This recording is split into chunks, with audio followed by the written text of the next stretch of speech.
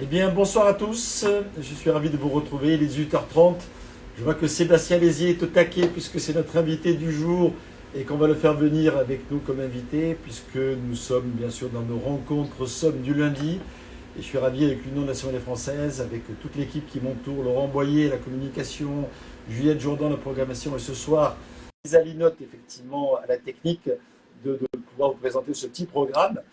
Ce soir, donc, c'est notre cher Sébastien Lézier. Salut Sébastien, tu vas bien? Bonjour Philippe, très bien et toi?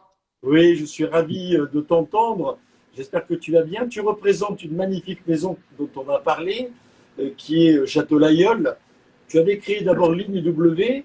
Tu vas nous expliquer le cheminement entre la Ligne W et le Château Lailleul, ou le parcours peut-être autour du monde à travers effectivement cette quête, voilà, peut-être du Graal, du couteau, et notamment du couteau de sommelier qui est le Château Lailleul, que nous avons, nous, dans la sommellerie, connu depuis longtemps, grâce notamment à Guy Vialis, Tout à auquel fait. on a une pensée particulière aussi aujourd'hui, et auquel on pense souvent quand on ouvre une bouteille. Bonsoir Sébastien. Bonsoir Philippe. Ça va bien? Qu'est-ce qui t'a Enchanté. amené finalement, non pas ce soir jusqu'à Jongieu en Savoie où tu nous accueilles dans ce magnifique chalet dont on aperçoit la charpente, mais Oui, qu'est-ce bah, je qui suis chez mon frère, je suis confiné chez mon frère, là j'ai de la chance d'être à Jongieu effectivement, c'est une belle région. bon, J'ai est-ce fait que mes tu as, emplettes en suivant tes conseils, hein, bon, et génial. Tu as trouvé des bons contacts, je suis sûr, des bonnes adresses chez nos amis savoyards, notamment Carrel, Chevalier ou autres, qui sont les exactement, cantons de Congieux. Et on pense à tous nos amis vignerons savoyards. On pense à tous nos amis vignerons d'ailleurs parce qu'ils ont souffert du gel d'une façon assez violente la semaine dernière. Et tout à fait. j'espère que pour cette année c'est fini, que la nature va pouvoir reprendre ses droits. Mais on n'est jamais à l'abri jusqu'au 10 mai. Et donc on va croiser les doigts pour que ça aille le mieux possible en tout cas. Tout à fait. Euh, Ils ont été très touchés aussi ici d'ailleurs, ils nous disaient, hein. Ouais. on peut imaginer, pourtant on pourrait penser que en montagne, la vigne est habituée à avoir frais, que la végétation n'est peut-être pas encore trop développée, mais ce n'est pas tellement le cas puisque le Non, printemps finalement avait démarré avant que le froid ne s'abatte. exactement, exactement. Qu'est-ce qui Donc, t'a amené, toi, vers l'univers de la coutellerie et du couteau de sommelier en particulier? eh bien, écoute, c'est c'est le vin, puisque avant d'être coutelier, j'ai travaillé longtemps dans le monde du vin et en démarrant un petit peu dans mes études, hein, donc des études à Beaune. Et Oui, donc je dirais, c'est d'abord tu es qu'est-ce qui m'a originaire amené d'où? Excuse-moi, Sébastien, tu es originaire d'où? bah, de Savoie, de Savoie. Donc là, c'est un peu un retour aux sources. Ma famille est ici, et donc du côté de Chambéry, mon frère est à Jongieu. Mais oui, donc non, non, savoyard effectivement depuis longtemps. Parisien aujourd'hui pour le travail, mais c'est autre chose. Mais non, savoyard une famille savoyarde, tout à fait. Donc je me ressource ici en famille et dans mon coin, on va dire. Donc Donc l'influence à la fois d'ailleurs, des vins savoyards et des vins bourguignons, c'est ce que tu disais tout à l'heure. voilà, exactement. Donc la Bourgogne, c'est là où j'ai appris, effectivement. Donc j'ai toujours aimé le vin. Je suis issu d'une grande famille. Il y a toujours on est une centaine de cousins et cousines. Ah T'imagines oui, les quand repas de même. Noël. Ouais, non, non, une famille très nombreuse et Ça, conviviale, qui aime les bonnes choses. Donc il paraît que la famille n'a jamais lésiné sur les moyens, c'est ça? exactement. Donc du coup, c'est par la famille que je suis venu au vin. Et c'est la Bourgogne qui m'a un petit peu initié aux subtilités du vin, on va dire, à tout ce qui est terroir et climat, etc. Ah ben il y Voilà. a pire, hein. Il y a pire comme Exactement, exactement. Mais c'est vrai que c'est avant tout les rencontres. Et c'est vrai que c'est un petit peu comme ça que ça va m'amener également à la coutellerie. Mais ce qui m'a déjà amené au vin, c'est cette envie de rencontre, de découverte, de partage, de partage de culture aussi, parce que j'adorais le voyage. Et je me suis dit, bah, tiens, avec le vin, ça va permettre de voyager, de partager, d'amener avec moi un petit peu de culture et de découvrir aussi la culture des autres. exactement. Quel est ton souvenir le plus marquant de vin, voilà, ou le vin qui a déclenché cette motivation pour toi, tu t'en souviens? Alors écoute, je dirais qu'il y en a deux. Il y en a deux, j'étais chasseur alpin à Bourg-Saint-Maurice et un de mes camarades était viticulteur. Et c'est lui passionné du Beaujolais. C'était le château de Poncier, je crois, dans le Beaujolais, il me semble. Et voilà. Gamay sur des terroirs granitiques qu'on adore. Exactement. Et c'est lui qui m'a vraiment donc été passionné, donc qui nous a donné qui nous a partagé cette passion. Et j'ai toujours gardé ça dans un coin de ma tête. Et j'étais dans toute autre chose, par contre, dans mes études. Je partais faire un stage dans la logistique au Brésil. Et là, je rencontre justement une personne juste avant de partir qui me dit faire un master dans le vin, dans le commerce du vin à Beaune. Je ne savais même pas que ça existait, donc je pars au Brésil avec cette idée en tête et une bouteille de Beaujolais. Et je reviens effectivement après ce stage pour m'inscrire dans cette école. Et on a fait c'est là où j'ai intégré cette école à Beaune et qui m'a vraiment ouvert vers cet univers qui était fantastique. Donc, le premier, ce Beaujolais, de ton ami du BCA, le bâtiment. Exactement. Tout à fait. Moi j'ai fait des troupes alpines, mais le seul régiment d'infanterie alpine, qui est le 159e régiment d'infanterie alpine à Briançon. D'accord, oui.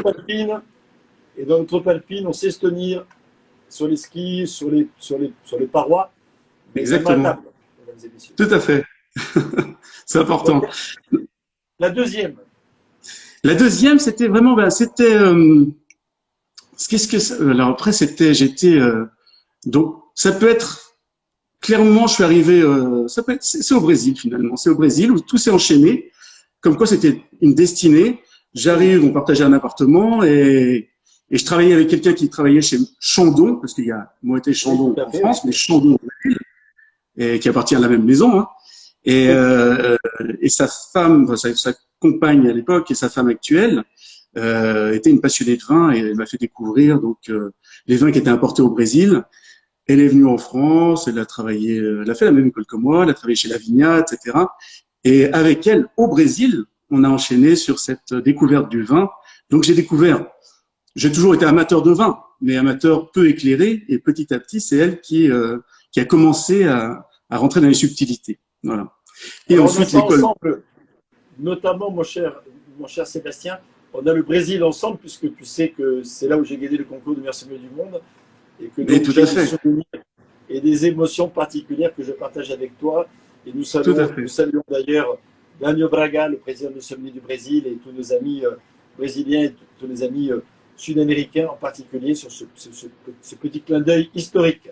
Alors, on a bien compris que pour toi, ce qui était devenu un peu ton leitmotiv de vie, c'est ouvrir les bouteilles dans les bonnes conditions et donner les meilleurs outils aux sommeliers que nous sommes pour pouvoir bien travailler. Parce que finalement, l'un des outils qui porte d'ailleurs le nom, on parle de là j'ai plein de tire-bouchons différents, des choses basiques, avec des capsuleurs, des choses. Ah, ça c'est une forme que tu connais davantage. Hein. Voilà, ça c'est le Pultex. Voilà, des choses voilà, qu'on nous offre aussi de temps en temps, fait en bois, etc. Et puis quelque chose qui est quasiment une exclusivité mondiale, puisque c'est objet, effectivement, de la collection Château Lailleul des meilleurs sommeliers du monde. Là, on est là dans l'artistique technique en même temps. Alors, exactement. Maintenant, tu es passé donc maître dans l'art, j'allais dire, non seulement d'élaborer à la suite de plein de brevets qui existent, parce que c'était technique un tire-bouchon. On imagine qu'il y a un morceau de bois avec une vrille, hein, ça marche. Hein. Des morceaux de cèpe de vigne dans lequel on a planté une vrille en tire-bouchon, ça fonctionne aussi. Mais là, on est dans de la coutellerie de précision quasiment, quand on est sur ce type de tire-bouchon ici. Exactement, tout à fait. Donc, ce qui est intéressant, effectivement, comme tu dis, c'est déjà le tire-bouchon, qu'est-ce que c'est? Je vois qu'on a le même hein, en exclusivité mondiale d'ailleurs. Il y en a deux qui existent comme ça. Si tu veux, on en parlera tout à l'heure. Oui. C'est juste entre nous, toi et moi. Et exactement. Quelques mille personnes qui nous suivent. Mais voilà. Tout à fait. Donc, comment finalement on façonne?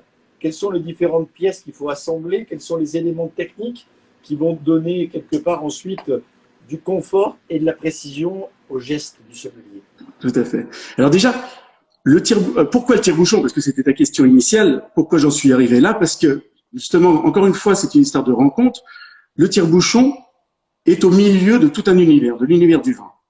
Qu'on soit sommelier, c'est votre outil principal, puisque c'est l'outil que vous ne quittez jamais, qui sert dans votre travail, etc., et qu'on va choisir vraiment de manière très précautionneusement. Donc ensuite, les domaines de vin vont en avoir besoin pour effectivement ouvrir leur bouteille, pour faire leur promotion, et chaque particulier a plusieurs tire-bouchons ou couteaux sommeliers chez lui, quoi. Donc on est vraiment au milieu de tout ça, et c'est encore ça qui m'a amené. Je me suis dit tiens, c'est intéressant d'être là parce que ça permet des rencontres. Et également, ce milieu touche tout un milieu de passion. Le milieu de la coutellerie se rapproche de manière forte du vin, puisque comme le vin, c'est un milieu de passion. Tous les couteliers, moi je suis sur Thiers et donc touche différentes matières. C'est quand même, ça reste un travail artisanal. Une pensée pour Mathéo, qui est notre directeur d'usine et qui est un maître dans l'art de la coutellerie, qui nous fait, c'est lui qui a l'initiative avec son équipe de tous ces magnifiques couteaux. Mais on part, avant de faire un couteau sommelier, on part d'un morceau de bois, d'un morceau de corne et d'un morceau de métal, hein. Et ensuite, c'est à peu près plus d'une centaine d'opérations qui vont faire qu'on va transformer ce métal, qu'on va le façonner, qu'on va le polir, qu'on va y ajouter en l'adaptant parfaitement le morceau de bois qu'on va choisir ou le morceau de corne, trouver la forme exacte, parce que ce sommelier qu'on a tous les deux dans la main, c'est le Château Lailleul. Alors je vais en parler humblement. Le Château Lailleul, j'ai eu la chance de pouvoir racheter cette société et cette marque. Absolument. Qui a été créée par Guy Vialis, que tu citais, qui était un sommelier hors pair, un grand sommelier. Je n'ai malheureusement pas connu, puisqu'il est décédé avant que je rachète la société, hein. C'est comme ça que j'ai pris la suite d'ailleurs.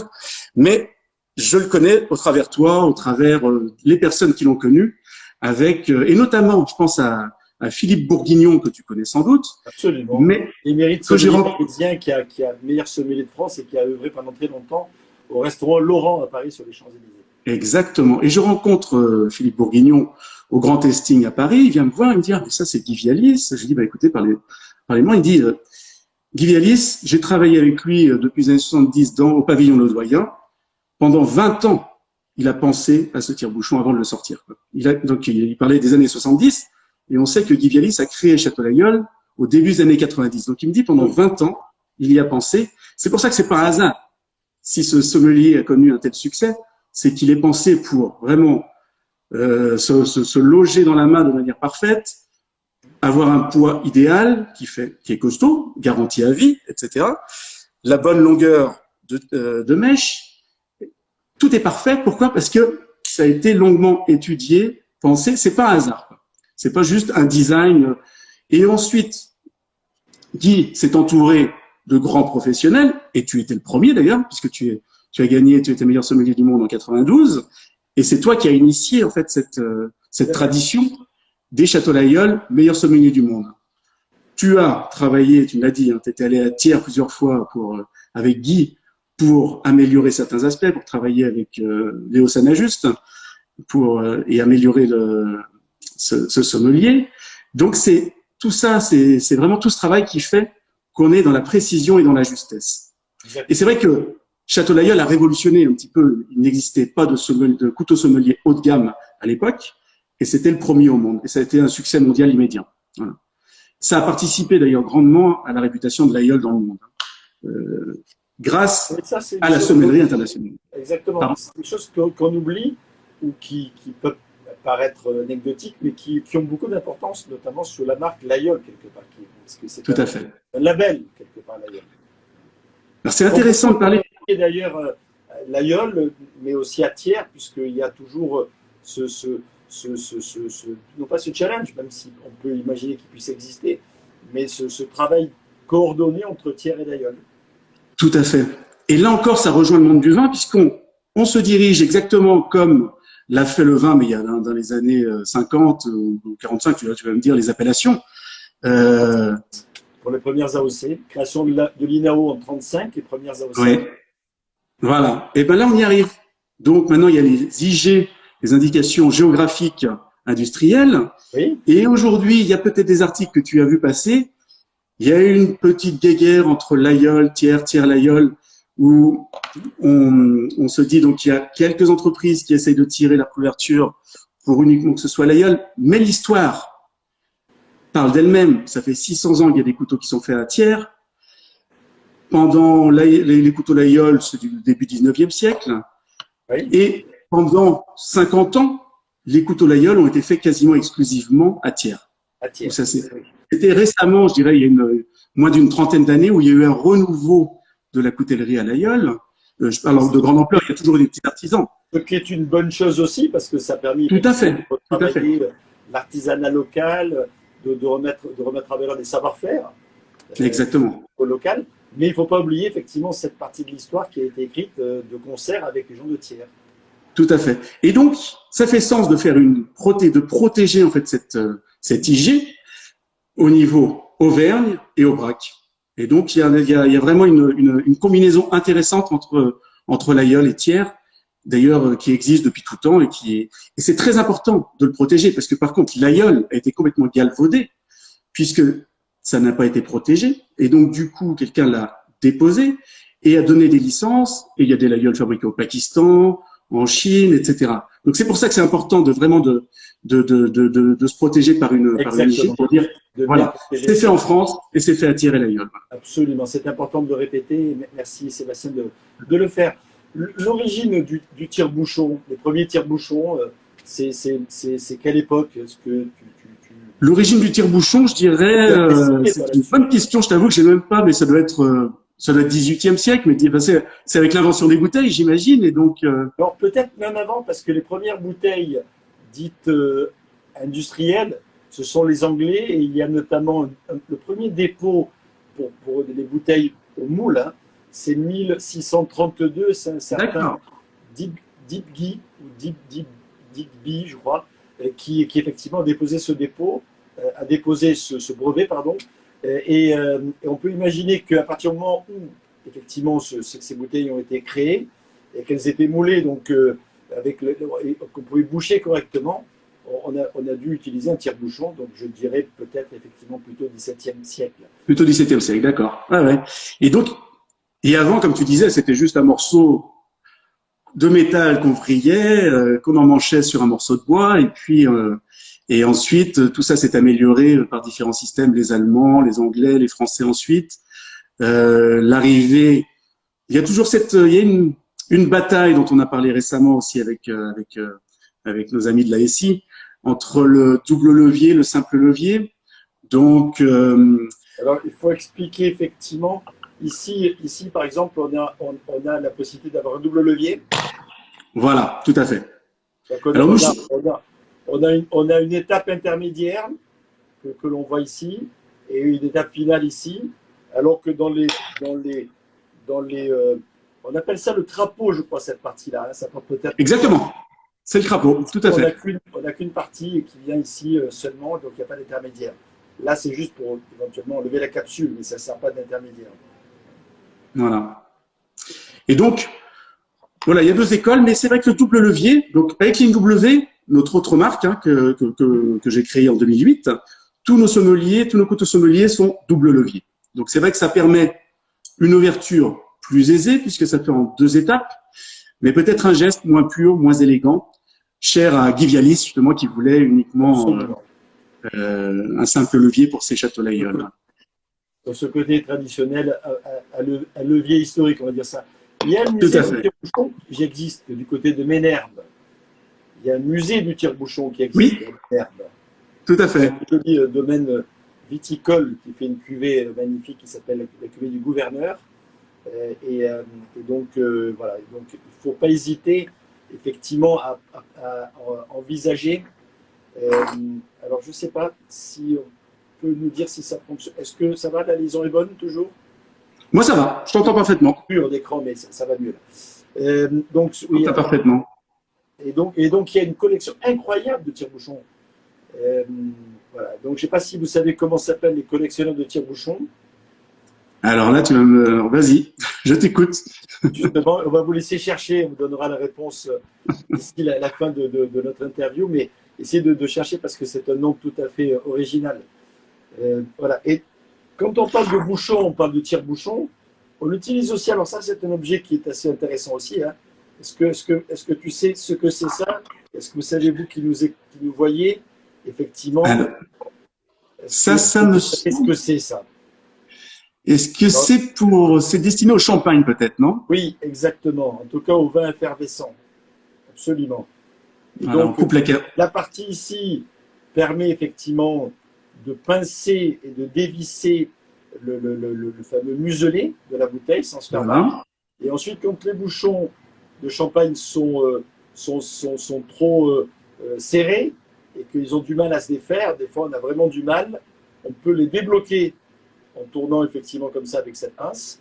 Et en effet, on peut, pour le coup, ouvrir plus aisément, sachant qu'une bouteille de champagne, je rappelle que c'est 6 kg, 6 kg, 6 kg et demi de pression. Il faut être effectivement tout à fait prudent lorsque l'on Tout à ouvre fait. effectivement. Voilà. Alors, je crois qu'il y a quelqu'un qui a trouvé le nom Ah, le pommel cophile, c'est ça? Vous avez cherché, on va chercher aussi ici pour voir effectivement s'il y a plusieurs noms pour ces collectionneurs de tire-bouchons. Mais le Jean-Louis nous pommel coffee. propose J'apprends quelque chose. le pommel cophile. Alors, donc l'origine du tire-bouchon, on l'a vu, vraisemblablement 17e siècle. La diversité du bouchon, on peut l'imaginer. Et quand un bouchon tombe dans la bouteille, il faut effectivement il faut effectivement des fois récupérer le bouchon à l'intérieur de la bouteille. Alors là, c'est pas un tire-bouchon, mais c'est un récupère-bouchon quelque part. Alors Philippe, là tu me. Là, j'en ai un ici que j'avais depuis longtemps, mais je sais que toi, tu as sorti un objet également. Exactement, Philippe, tu me tends Regarde. Alors, je pensais pas le montrer, mais effectivement, on a sorti le Voilà, kit c'est utile aussi. Hein. Sommelier l'essentiel. Et c'est venu, alors ça c'est une rencontre, encore une fois c'est des rencontres, hein, c'est des rencontres aux États-Unis qui nous disent, bon, on a un groupement de restaurants qui nous dit, on a un vrai problème, on en a marre de faire de la sauce avec des bons vins, donc faites-nous un truc sympa, rapide et fun pour retirer les bouchons. Et donc on est venu avec ça, une espèce de tige, une canne à pêche, où on va… Il y a une partie plate Voilà. qui permet de rentrer à l'intérieur de la bouteille, tout simplement. Exactement. Voilà. Donc on rentre dans la bouteille, on va aller chercher le bouchon, On va essayer. On va l'approcher le bouchon. Voilà. Et en plus, s'il est trop dur, parce que des fois le goulot est trop étroit et donc ça va forcer, on adapte notre sommelier l'essentiel et on va utiliser Tout simplement. pour très simplement le retirer. Astucieux. Donc ça peut être un gadget, mais dans la restauration, quand on est dans le feu de l'action, eh ben ça peut être c'est important d'avoir. Ça peut être très utile aussi. Il y a une autre technique, mais pour le coup, il faut d'abord mettre la bouteille en carafe, parce que si le bouchon est tombé, il y a toujours moyen quand même de boire le vin en faisant en sorte de le carafer. Voilà. Et ensuite, c'est d'aller chercher le bouchon avec une petite ficelle. En retournant la bouteille, on fait une boucle avec la ficelle à l'intérieur de la bouteille. On retourne la bouteille pour que le bouchon vienne de nouveau à l'intérieur du goulot, puisque par gravité, ça redescend automatiquement. Et ensuite, en tirant doucement sur la ficelle et son petit nœud, comme ça, de sa petite boucle, on va délicatement faire ressortir le bouchon pour effectivement récupérer ce bouchon pour le fait que le bouchon ne soit plus, en tout cas, dans le verre, mais soit bien à l'extérieur. Je vous le rappelle, bouteille vide, bien entendu, si vous voulez faire ça, parce que sinon, c'est un peu plus compliqué. Alors, l'histoire du liège, quelque part, parce que le liège, on l'utilise depuis assez longtemps, mais avant de boucher avec du liège, on utilisait un tire-bouchon, on bouchait avec du plâtre, des amphores notamment, on bouchait avec du bois, on bouchait avec des morceaux de linge, des petits filets de linge, des étoupes, c'était le terme que l'utilisait, fait de bois et de linge pour pouvoir faire en sorte, mais c'était pas très étanche quand même. Hein. C'est pas très étanche, oui. Ah, ouais. Et donc comment ça se conservait? Ça se conservait pas longtemps finalement. Ah oui. D'ailleurs, entre le fait qu'on ne puisse pas boucher correctement et le fait qu'on n'utilisait pas, entre guillemets, le soufre, même si le soufre aujourd'hui a ses limites, on le sait tous, et qu'on a d'autres moyens de conservation, en tout cas on minimise aujourd'hui ce soufre, c'est à partir du moment où on a pu conserver le vin, effectivement, que le vin a gagné, s'est bonifié pour certains crus, en tout cas avec le temps. Et pendant très longtemps, c'était les vins jeunes, justement, qui étaient vendus cher. Les vins vieux se dégradaient, j'allais dire, qualitativement parlant, et assez vite. Hein, le fameux des vins de Bordeaux est là pour nous rappeler à notre histoire. Ah ben, un autre souvenir de vin intéressant aussi, lié à cette histoire, c'est les vins grecs, les blancs grecs, les résinets. Donc c'était aussi un type de conservation. Ils mettaient de la résine de pin pour conserver le vin. Absolument. D'ailleurs, les vins à l'époque romaine, notamment, à l'époque notamment de Pline l'Ancien, qui est celui qui a laissé des écrits, notamment en termes de vin ou de columelles de la même époque, eh bien, ces vins-là étaient élaborés à partir de raisins, certes au départ, mais dans lesquels on rajoutait de l'eau de mer, parce qu'il y avait des vertus aussi antioxydantes, notamment le sel, mais on y mettait aussi du miel, on y mettait aussi des aromates, on y mettait des épices, pour pouvoir, on suppose aussi, cacher les mauvais goûts. Hein. Le côté intégré devait apparaître assez vite, et donc en mettant tout ça quelque part, c'était conservé, et en même temps c'est une sorte de masque, sur ces termes d'actualité malheureusement en ce moment, hein, mais un masque effectivement sur le goût du vin et sa capacité à donner un petit peu de plaisir quelque part. Quoi. Tout à fait. Et trouver des solutions. Aujourd'hui, l'univers du tire-bouchon, mis à part ce côté traditionnel qu'on a évoqué, cette vocation notamment de Guy Vialis de s'investir pendant plusieurs dizaines d'années quelque part, puisqu'il a commencé dans les années 70, sur le fait de dessiner un objet d'art quelque part, avec des valeurs techniques aussi importantes et des valeurs culturelles très fortes. Est-ce qu'il y a des nouveautés en matière d'ouverture de bouteilles ou de tire-bouchons, etc. Alors juste, des nouveautés, on peut la concurrence. Voilà, non, la concurrence, ça ne me dérange pas. Hein. Je veux dire, on peut parler de Poultex, qui a inventé des Est-ce qu'il y a des brevets qui sont déposés? Est-ce qu'il y a des choses qui évoluent? Alors, oui, non, mais je pense qu'on arrive à une limite. Après, on va parler d'autres choses. Mais si tu veux, dans mon approche, en gros, on peut discuter de quel est le. En fait, on parle d'efficacité. Je pense qu'il y a une vraie évolution dans le double levier. Maintenant, il y a plusieurs types de double levier, à savoir qui est le meilleur. Quelque part, c'est pas très important. Il faut avant tout qu'un tire-bouchon soit professionnel, soit étudié. C'est pour ça que on se rapproche de professionnels pour nous dire oui, il fonctionne bien, oui, c'est ce qu'il faut, tiens, il faut modifier ça. Ça, c'est une première chose. Notre approche, c'est plus de dire c'est un objet qu'on va retrouver sur toutes les tables, et ben, il faut qu'ils aient une âme. Et nous, dans notre approche, on essaye de donner une âme à nos objets. Donc, on va, une fois qu'ils ont été bien étudiés, qu'ils fonctionnent bien, on va travailler les matériaux, on va travailler l'approche, on va travailler, par exemple, on a l'origine en fût de chêne, on va travailler avec des artistes street art pour notre gamme urbaine.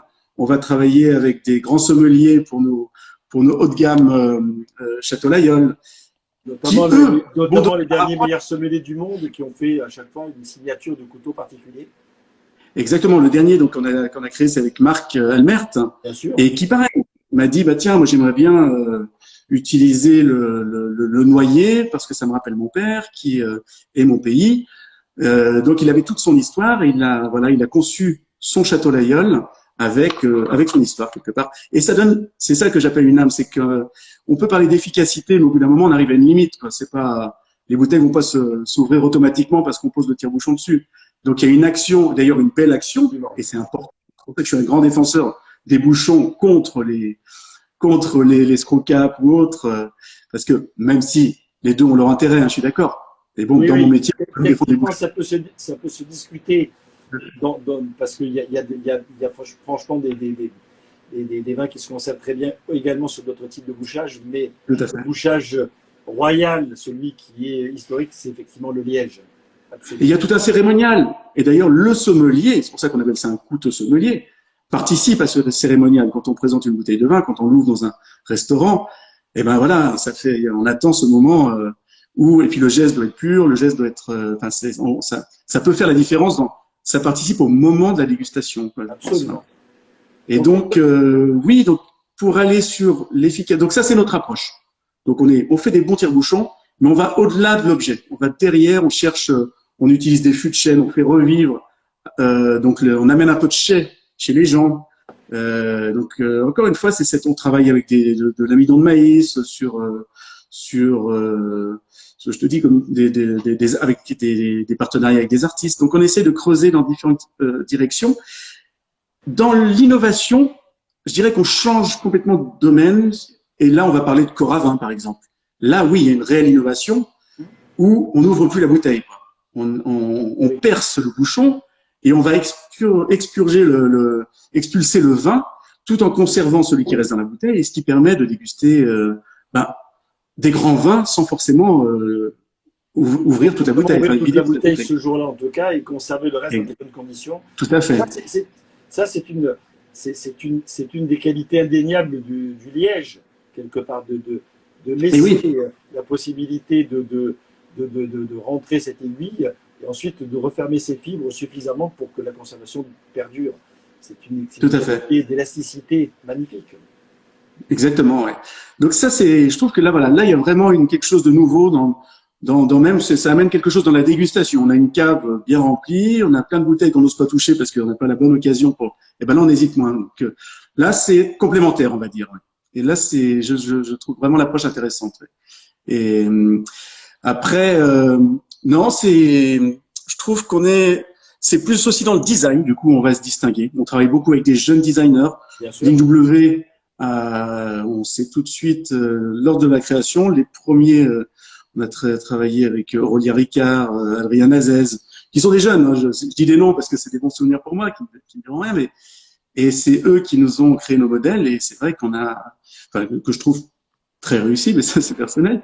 Et c'est vraiment ce qu'on peut apporter, je pense, au-delà de l'efficacité. Il faut que ça soit beau, il faut que ça apporte quelque chose au moment de la dégustation.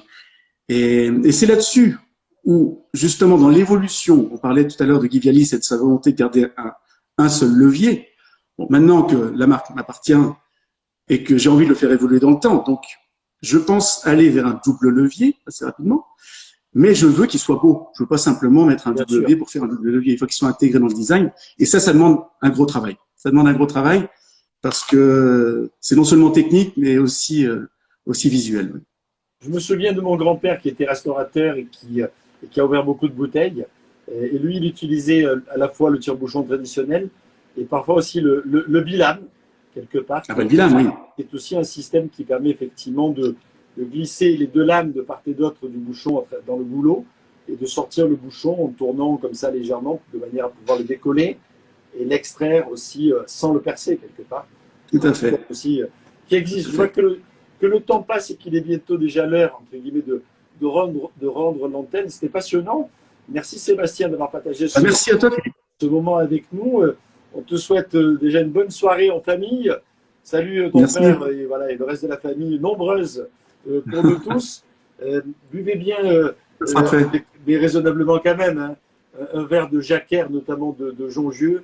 On salue de nouveau tous nos amis vignerons, mais aussi sommeliers de Savoie, de Paris, du Brésil et d'ailleurs.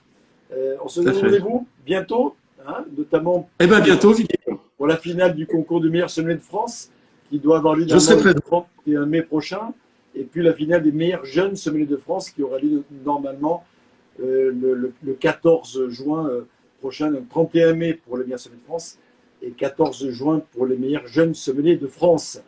C'est toujours un plaisir, comme me le dit Axel, j'ai l'impression, Axel, d'entendre Sébastien sur sa passion. Il a bien raison. C'était juste génial d'évoquer également Guy Vialis, pour lequel j'ai deux souvenirs qui m'ont marqué. Sa première visite, où il avait dans la poche quelques objets en me disant voilà, si tu assembles ça, Philippe, ça, voilà le résultat. Je sais que j'ai encore des choses à améliorer, mais voilà où j'en suis. Donc ça, c'était juste génial de le voir se poser des questions. Et une autre fois, il est venu avec un petit sac et des petits morceaux de bois de différentes origines. Et il m'a dit, écoute Philippe, j'arrive de Versailles. Et j'ai racheté quelques morceaux de chêne qui se sont abattus après la tempête de décembre 1999. Et on fait une bonne œuvre parce qu'on va participer finalement à la reconquête des espaces forestiers, puisqu'on va replanter des arbres. Et en même temps, ces bois historiques plantés sous Louis XIV ou d'autres, effectivement, sont là. Ils vont en faire quelques couteaux aussi. Et c'est aussi ça, c'est un morceau du Juniperus de Versailles, tu vois, que j'ai récupéré de Guy Vialis. Exactement. C'est vrai que c'était quelqu'un qui avait beaucoup d'idées. Une belle métaphore exactement pour expliquer ce que l'on vient d'évoquer tous ensemble. Merci encore. Bon vent Merci à toi. À ta ligne W et à notre, parce que les sommeliers se sont appropriés quelque part un petit peu cette marque dont tu es propriétaire, Château Lailleul. En tout cas, merci à vous tous une nouvelle fois. Que je partage avec grand plaisir avec vous. Merci beaucoup. À bientôt. De se revoir sur les chemins du bonheur et de la dégustation. Et voilà, n'oubliez pas, soyez raisonnable, sage, etc. Mais gardez à proximité votre couteau de sommelier et notamment votre Château Lailleul, votre ligne W. À bientôt, Sébastien. Encore merci. À bientôt, Philippe. Merci encore. Merci. Qui nous ont permis de réaliser ce beau live ce soir et la semaine prochaine. J'espère que tu seras là pour suivre sur Instagram et également notre live de lundi prochain. Je recevrai nos amis des Brasseurs de France. Et Dieu sait si dans l'univers de la brasserie, il se passe beaucoup de choses aussi aujourd'hui, dans les microbrasseries, dans la créativité, dans l'histoire également de la bière, et dans un angle que l'on évoque finalement de plus en plus souvent nous en sommellerie, qui est le fait de goûter de la bière à table et les accords entre la bière et les plats. C'est quelque chose de pertinent. Je vous invite à nous suivre la semaine prochaine pour mieux les découvrir.